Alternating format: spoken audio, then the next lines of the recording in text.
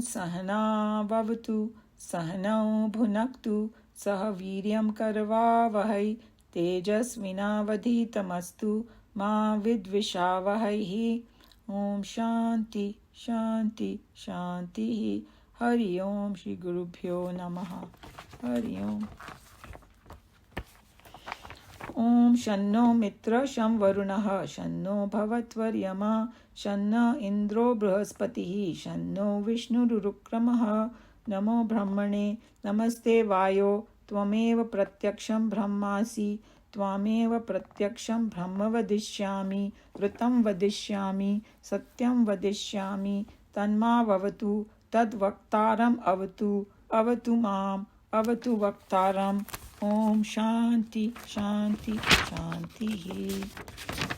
So we are at a verse which is saying that it depends on how you understand Brahman. If you think that Brahman is non-existent, then he becomes non-existent for you and you live in that asat.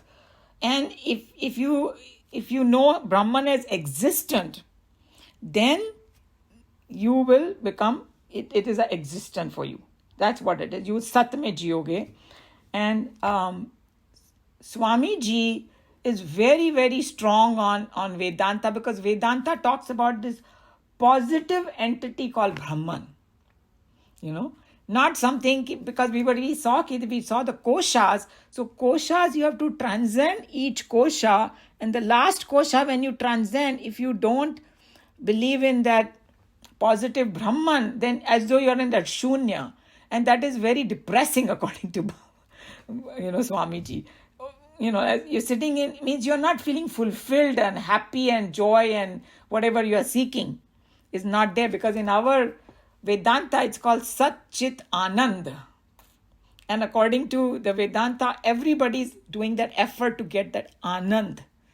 But that Anand is infinite when you are in that mode, when you transcend everything. But if you don't believe in it, you won't do effort to reach there, and you will just get stuck somewhere before. That's what the whole idea is in this verse. So we already read part of it. So we'll read from the paragraph, negation of the false misunderstanding. So any volunteers to read? If nobody's volunteering, I'll ask Meena ji to read. Negation of our false misunderstandings about ourselves is certainly to be pursued. The false is to be negated. But Vedanta does not point out this partial method only. After the negation of the false, realization is complete only when we come to assert and live the vital truth in itself. Negation of the ghost should be immediately followed by the assertion of the positive existence of the post. So he's just saying that one part is negating the false. Okay, this world is not real, it's an illusion, or mithya. Illusion is also not the correct word. Mithya means we experience it but doesn't last forever. And then what is there something that lasts forever? And scientifically we saw that for change to happen you need a change in substratum. But he's just saying that don't stop at that, because you are not going to get fulfilled with that. And then he gave an example previously. Hey, you want to get rid of hunger, but you also want to feel satisfied with a nice meal. So that's what it is, This statement of the Veda therefore asserts that if a seeker overemphasizes the method of negation, he may reach only a dull void, which in itself is not the fulfillment of a God-man's inwards divine realization. He not only understands that he is not a finite mortal, but comes to experience that he is the infinite eternal truth. Without this positive understanding, Vedanta only fulfills in drawing out a melancholy caricature of a man in imperfections, rather than discover for him the celestial beauty of a perfect God that lives in him. So we understood, right? If you just keep saying neti, neti, not this, not this, not this, and just live in that negation, that is not fulfillment. He's saying to not stop there, go further and experience that bliss. That's what he is urging everybody. And firstly, we have to believe in it. That's the most important thing. If you have the shraddha, and then we have talked about it, that when you seek some, ढूंढने से भगवान भी मिल जाता है. पर अगर पहले ही doubt हो कि भगवान है या नहीं, so then there is a problem. So the more and more shraddha we create, we will reach there. Basically, we have to look at it that way. To me, the one sentence which is previous to the 2-3, non-existence, there must be a positive consciousness, an existent entity that illumined that state of non-existence. So that is very important. So if you go back to that's how you can negate it, because you have consciousness. Therefore, there doesn't arise anything, that you are the consciousness. I think because you study Vedanta, so you have already churned on that, but there are some philosophies in India which, they don't go in that arena of positive thing. That, that's why in Buddhism, Buddha stopped at negation and shunya and How could they say negation or shunya without being conscious? I mean, even to say, to me, it seems like logical. Because I think that we are so much trained in this, so we have this understanding. But people who are trained in the other one, then they will bring their own logic, because they have. I don't know all the details because I have not studied those things that thoroughly. I just know in our periphery that some philosophies believe that consciousness is constantly changing. हमारे में तो है कि it is like non-dual, this, that. There are 30 adjectives, even we saw in Bhagavad Gita and everywhere. But that's what they believe in. That it is constantly changing, and you are not, if it is constantly changing, then why are you getting dukhi? वो भी एक logic है. If something, if you're going to die, then why are you afraid of death? Because everybody dies. Things like that. So they have their own way of, maybe they feel satisfied with it. I don't know. But हम वेदांतिन्स तो नहीं होंगे satisfied. हम लोग को तो चाहिए positive thing, Yeah. Okay. The application of the Vedic declaration can be found in life also. Unless the faithful followers of a theory or a philosophy, or even the people of nation believe in and come to experience the existent goal in their plans or programs, they do not become dynamic followers who can carve out a successful glory unto themselves. This is an era of planning. A plan should include not only a clear and vivid realization of the existing conditions, but it should give a positive picture of what would be that goal of the nation or the country at the fulfillment of the plan. If the people faithfully subscribing to the plan do not come to realize this positive goal of the plan, we can never depend upon those people ever to fulfill that plan, unless we have a definite faith in the goal of our existence, and unless we believe, work for, and actually come to experience the goal positively as an existent factor, there is no hope of any plan ever becoming successful. So here, I know it's a long paragraph. All he's saying is even the worldly things also. Suppose if somebody says that, okay, I have this plan and I want to execute it, and then everything will become very nice and all that. Great. He said that. Now, if you just sit at the plan level only and don't do any work, fayda kya? It was like my brother told me. He used to work for General Motors. So back then, जब Japanese companies were thriving and इनकी बुरी हालत हो रही थी. American car companies की बुरी हालत थी. Japanese were thriving. So then my brother said, what is happening is, and उसका analysis ये था कि अमेरिका में सारी research होती है. सब कुछ मालूम है कैसे क्या करना चाहिए. फिर वो research को ना shelf में डाल देते हैं और execute नहीं करते हैं. Because there are brilliant people here too, because people come from all over the whole world coming to America, right? There are brilliant people doing. And then the Japanese people come, pick up those manuals and make the cars. So, and हम ऐसे हाथ मल के रह जाते हैं यहाँ पर. सारा काम यहाँ हुआ है, execution नहीं हो रहा है. Because all those, according to him, I don't know. I mean, I didn't work for General Motors. He's saying all those old people who were there, the managers, they were not letting these young people execute it.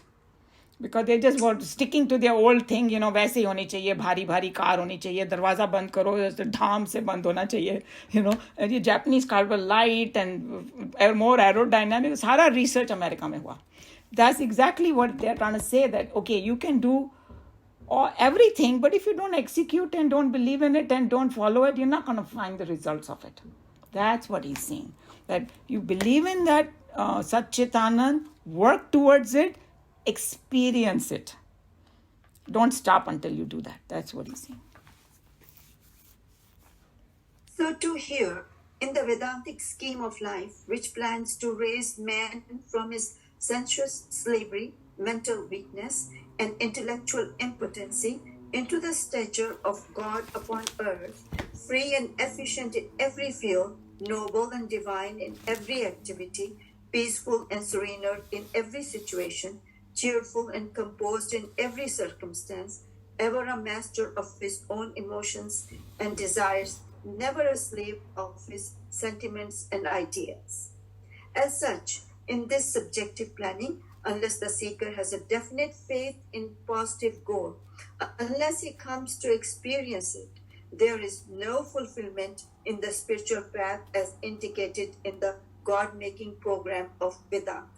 So Swamiji said all the different goals that we are looking for. He described it, that we want to be, all these happy, peaceful, serener in every situation. Because in Bhagavad Gita, Krishna Bhagwan promised Arjuna that, hey, if you understand this Atma Gyan and you experience it, you are going to be free of sorrow. That's the thing. Free of sorrow of any kind. Not just, people say, oh, mera dukh bahut bada hai. Well, how you don't understand my pain. Krishna Bhagwan did not categorize like that. Puri dunya chahe ulti pulti ho jaye, you are going to be equanimous. You are going to be happy still. That's what he is promising. So all these are very lofty things, but until we experience it, believe in it, and go for it, there's no fulfillment, right? That's what. But Vedanta is not stopping at that. Vedanta is giving you every tool to experience it. So just don't give up. Keep going. That's what he's saying. But unless you realize you become one, all this is not going to happen all of a sudden, right? Yes. And that oneness, we can say it. Like our teacher used to say, we can say as much as we want, oh, I feel the oneness. Is this reflecting in your actions? When Sahajta when it reflects in your action, then you know that I'm really believing in and I'm expressing it. Because that's what the saints and sages are. They don't have to make an effort to say कि oneness, उनके सहजता में होता है सब कुछ. How they operate, how they embrace the whole world. Whether somebody is a bad guy, good guy, for them, he wants to have everybody. We will immediately categorize. I don't want to deal with this because, man, that person is so bad. They don't look at it that way. So, yeah. This positive, existent, divine consciousness, which is eternal and perfect, immortal and omnipotent, is the Atman, which is the essence of Anandamaya Kosha. To know and to realize the bliss sheath is to discover the Atman. To fix our identification with this bliss sheath entirely and completely is the last act of conscious and deliberate human effort in his attempt at self-evolution, wherein he comes to realize his essence as nothing short of the supreme Godhood. So he's just saying that they are talking about all these koshas, and the last kosha is the most important one to identify with it and discover that Atman, because उसमें बोला ना उसका जो प्रतिष्ठा है वो ब्रह्मन है. So उसमें उन्होंने already indication पूरा दे दिया है. Up to that you can make the effort, and then we know that final thing is grace of God. When he sees that you have passed the exam, he will give you the experience. When that is going to happen, we don't know. But each with each kosha, they told the other one resides in it. Yeah. So in Anandamaya kosha, God resides in it. I mean, You are the closest to it. Closest, yeah, is that. That's what it is. It's the last pariksha actually, last exam. बोलते हैं ना कि उसके बाद पार, उसके बाद degree मिल जाएगी. Yeah. So I mean, that's that's good. how we saw. When each one, they indicated that in each kosha. Right. So that this is the last one. This is the last one. So last human effort is there in this one. That's what he's saying. Yeah, it's pretty nice here. Any other question, comment?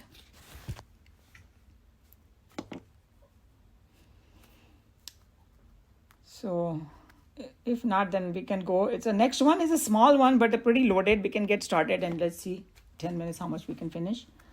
So here is a verse. Verse 2.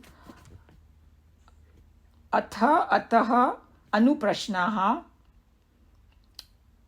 उत अविद्वान् अमुम लोकम प्रेत्य कश्चन गच्छति. 3 लगाया है ना. Means when वो लोग गा के बोलते हैं, मेरे को आता नहीं है how to sing these things Vedas.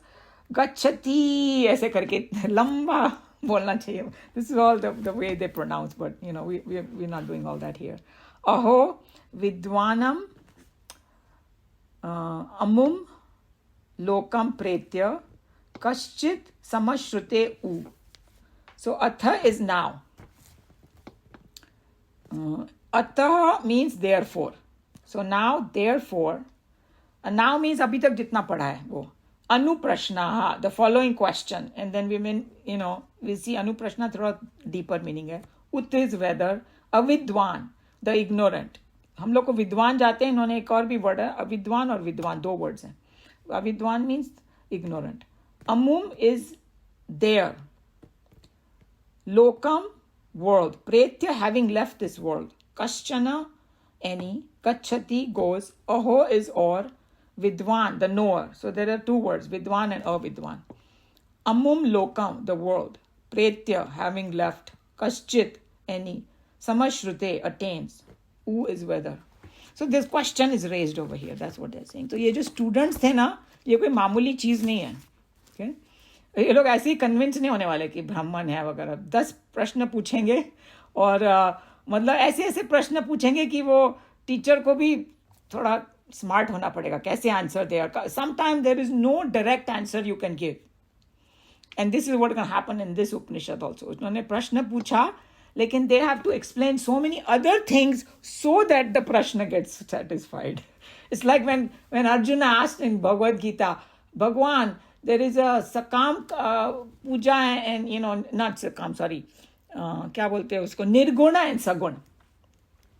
That do I do nirgun because you kept saying that Brahman is nirgun and nirakar and all. Is that better? Or is Sagun better? Because you showed me the Vishwarup Darshan. And then in chapter 10, he said, everything is God and you see God in everything. So which one should I do? Which one is better? So Krishna Bhagwan ne nahi bola, okay, this is very good and this is okay. No. He said, it does not matter. It depends on the makeup of your mind. So he did not give him a direct answer. Okay, or do this because... Then he explained to him, in the end, you have to be absorbed in Brahman. How you absorb, that's your choice, according to your mind. The same way, this question is not answered directly. But what is the question? Let's try to understand the question first, okay? So here, Hindi में simple translation है, बहुत deep नहीं है, but just to get it. तब ये प्रश्न उठते हैं, मतलब after the student learned all these things, जो ब्रह्म को नहीं जानता, जो अज्ञानी है, मृत्यु के बाद संसार से प्रयाण करने के बाद क्या वो परलोक को जाता है? परलोक को यहाँ पर परलोक नहीं है, means does he attain that Brahman? That's what he's asking. Okay? या नहीं जाता, या यह है कि जिसे ब्रह्म का ज्ञान है, जो ज्ञानी पुरुष है, वो मृत्यु के बाद संसार से प्रयाण करने के बाद परलोक को प्राप्त करता है. परलोक को यहाँ पर ब्रह्मन को प्राप्त करता है या नहीं करता. So the question is kind of interesting. What it is that after the Panchakosha, this doubt came in the student's mind. So ये anuprashna जो word है ना, ये some of the, it was Nikhilanand ji who tried to explain this word. कि anuprashna means when you are listening to something and the doubt arises after listening. It's related to that topic. Because sometimes he said that there are एक प्रश्नोपनिषद है, सुना है नाम आपने? प्रश्नोपनिषद. उसमें प्रश्न ही प्रश्न है, लेकिन वो प्रश्न सब जनरल प्रश्न है. It does not come from a particular discourse. Like when we are studying over here, so I say, hey, do you have any question related to the topic? So this one is related to, because the teacher is giving all these points about koshas and all that. Then this question arised in their mind. Okay. So this, and then this question relates to two things: vidwan or avidwan. Vidwan means the person who understood pretty good who Bhagwan is. And avidwan is who still has a confusion whether Brahman exists or not, or don't believe. They're all different spectrum of people of avidwan. विद्वान तो एक ही होएगा, right? मतलब उसका जो thinking होएगा वो similar होएगा. अविद्वान का जो है ना, स्पेक्ट्रम बहुत लंबा है, क्या क्या उसमें डाउट्स होंगे. So now this is the question, that so far we learned that Brahman is present everywhere. It's like a homogeneous presence everywhere. And then we saw in this Upanishad, Satyam Jnanam Anantam Brahma, they said. And they also said that whoever knows this Brahman attains the supreme. Right? That was a verse over here. So now the question is, if Brahman is everywhere, and if the Anandamaya Kosh is the last one, so when the person dies, isn't he, why not he also attain Brahman? And I'll give you the logic why they thought this way. Because, that example of a pot and a space that we did. That there is a space is everywhere, and then you have a pot, and there is a space in the pot. So you think that the space in the pot thinks, okay, just hypothetically, that, I am limited because there are 4 walls around that pot and all that. The space feels very unlimited. And the space in the pot does not have the comprehension of the entire space, suppose, and the pot breaks. Then what will happen? The space becomes one. Whether you know it or not, does it make a difference? You see that question from their people, that if Brahman is everywhere and we are essence is Brahman, then why do you have to make effort to know Brahman? When you die, you should just merge. Why there is a problem?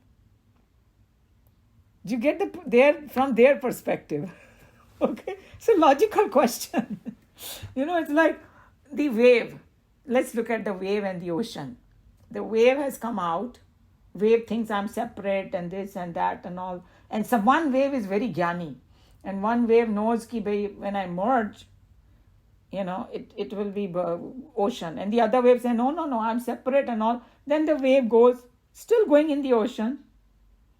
So why to do the hoopla of so much knowing and all? That's the question they are asking.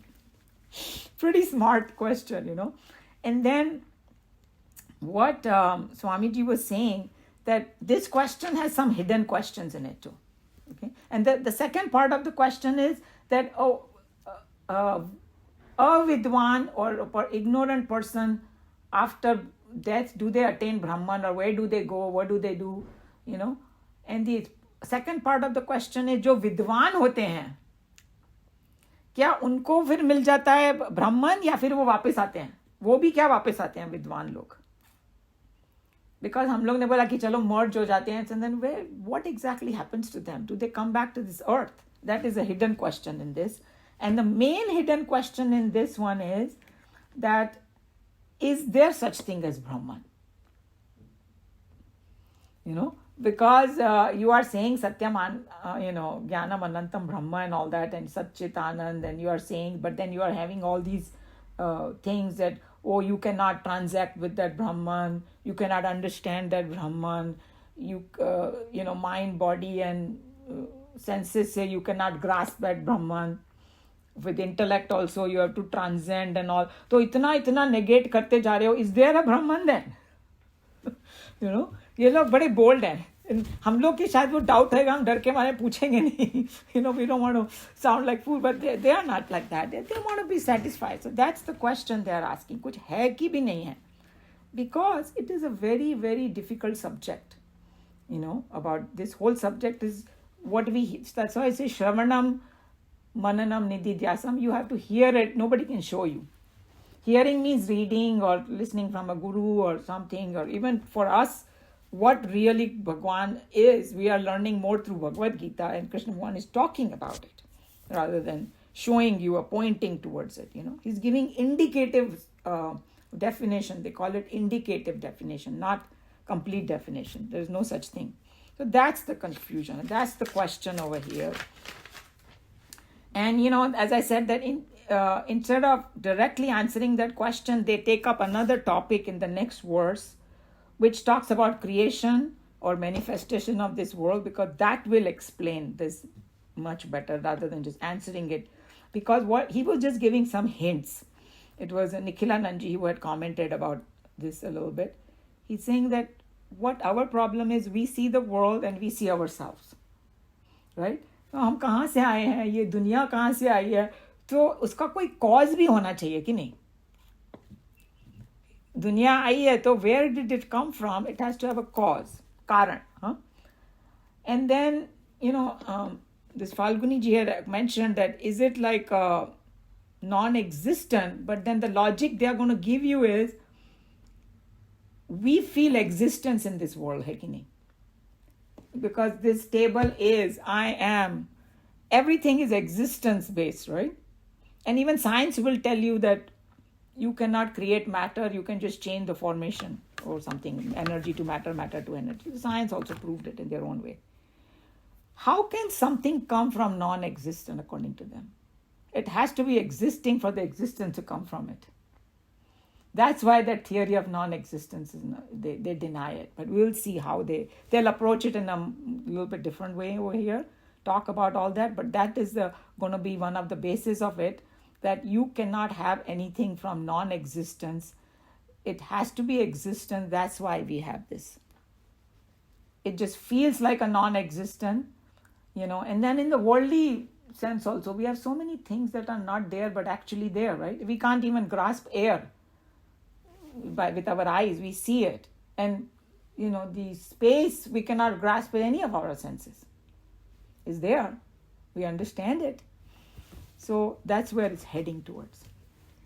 So any question we will read next time, but question or comment, it's a little bit difficult topic, but little bit I hope is getting into our heads, right? No comment, no question. Maybe one or two comment will help me to know where we are. I hope it's not getting too crazy. Yeah, Falguni ji has something. No, it's not. It's not crazy. It's really. It's. I don't know how to say abstract, and to digest it takes some time. It takes some time. Absolutely. So you are contemplating within your mind, but it takes. After I hang up, maybe sometimes when you think about it, some things make more sense. Absolutely. So it's a constant process.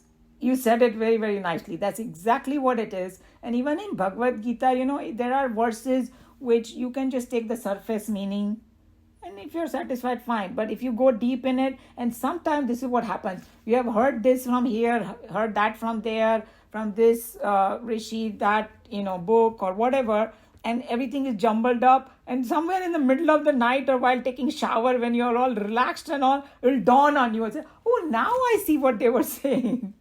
And they call it the aha moment and all that in this Western world, that's what is going to happen. So I think this journey is a pretty interesting one. A lot of science in it too. But because it is abstract, some of the ideas, and it cannot be pointed out that easily. But if you keep at it, I think it will sink in more. That's how I look at it too.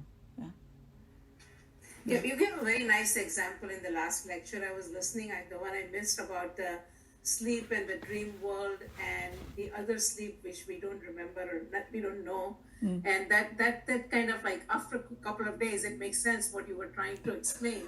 So it's as I said, it just you you are contemplating constantly from one week to the other. Yes.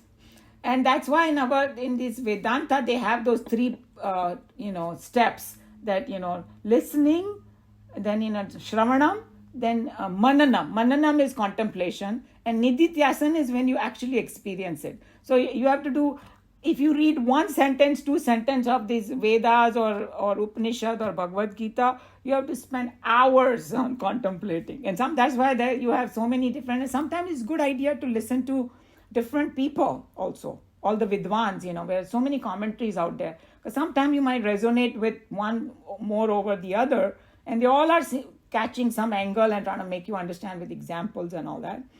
So then it will make more sense. So that you're absolutely right. Just keep at it, and it will start making more and more sense. Thank you. Any other comment?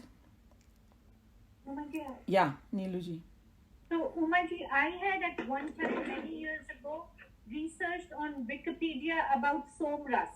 Okay. Mm-hmm. What I was told was Somras is now associated with being an alcoholic drink, or there is some form of alcohol. That is not what it was. Yeah, It was the sap of coconut and berries.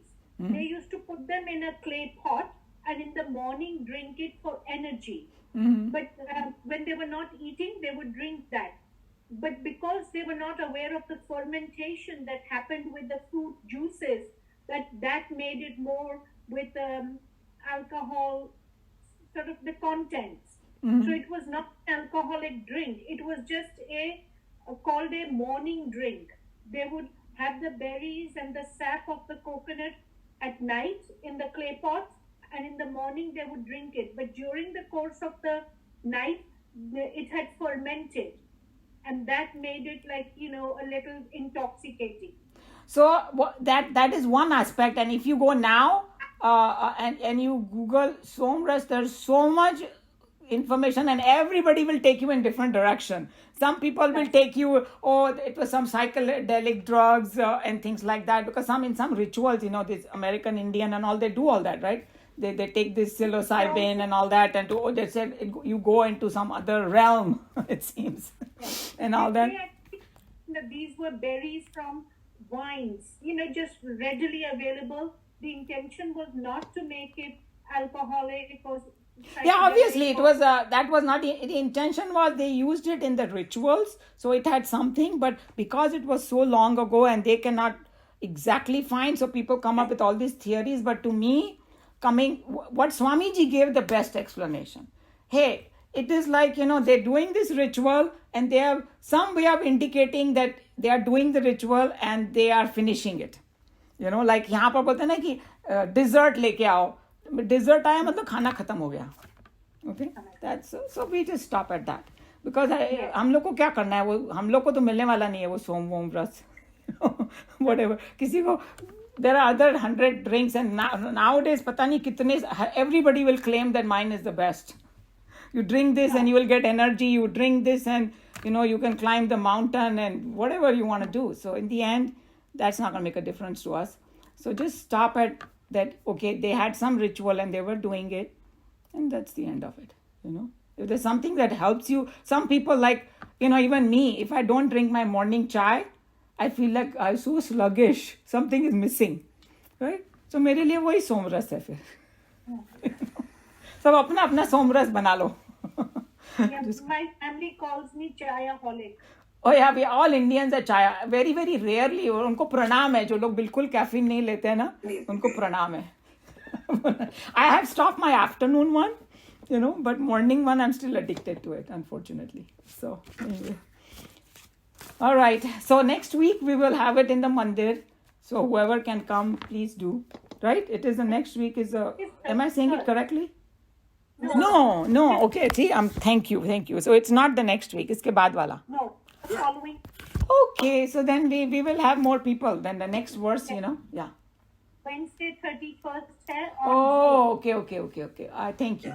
So not next week. Sorry. Next week we will meet on Zoom only. Anji. Okay. Meena ji, you had something to say? I'm going to say it's not going to be in the temple. Okay, you guys keep me online. मैं सब कुछ गड़बड़ करती जाती हूँ timing. But this is genuinely how I feel. Sometimes the paragraphs are rather difficult, rather long, with very difficult words in them. But the way you laugh about it, you say it in such a general tone कि आप भी उसको enjoy कर रहे हो, तो मुझे लगता है कि मुझे भी समझ में आ गया. Good. That's the whole idea. We don't want, we want our journey to be fun too. We don't want to be like too serious and professor खूब स्ट्रिक्टली बड़ा सा मुंह बना के बोले तो डर लगता है पूछने में. So this fun thing. because I'm just like one of you. I'm also trying to learn and all that, and so But you make us feel comfortable, तो मुझे अच्छा लगता है. good. I'm glad. I'm so glad to hear that. Okay, everybody, enjoy your lunch, and we'll see you next time. Oh yeah, closing prayer. Om Sarve Bhavantu Sukhinah, Sarve Santu Niramaya, Sarve Bhadrani Pashyantu, Ma Kaschit Dukha Bhag Bhavet. Hari Om Shri Guru Bhyo Namaha. Hari Om. Okay. Hari Om. Okay, See Hari you. Om, everyone. Hari Om. Hari Om. Hari Om.